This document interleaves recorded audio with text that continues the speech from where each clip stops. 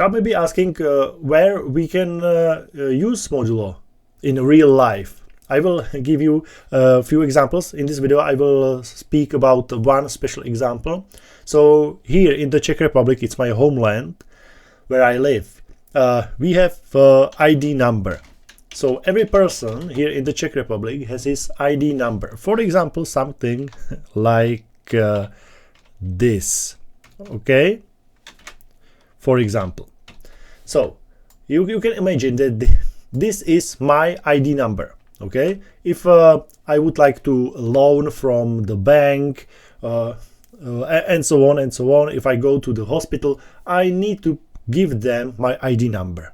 Okay? But how we know that this ID number is correct? Because it's very simple and very easy to change one, for example, one number, and it can be completely different person, or it can be invalid.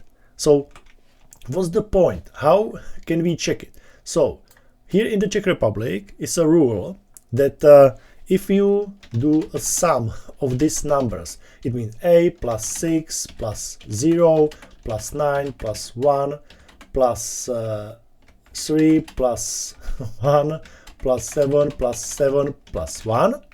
And I will print it like this, run it.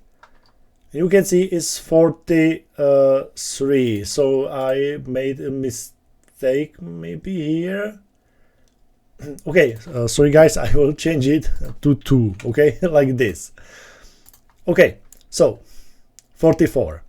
So this is the rule is, if you sum these numbers, if you in your ID number, it has to be divided by number 11, and there has to be no remainder. Okay, so if I write something like this, it has to be 0. Okay, you can see, okay, it's 0, so it seems that your ID number, it's okay, it's great. So if I would like, if I will write some number wrong, for example, in a mistake, I would write number 1 here, okay, and I will run it. There is some reminder, so it means the number is incorrect. Okay, so that's the reason why if I put my ID number into the form, for example, the form can evaluate this number and said, okay, your ID number is okay, or your ID number is wrong. Okay, so that's the rule here in the Czech Republic.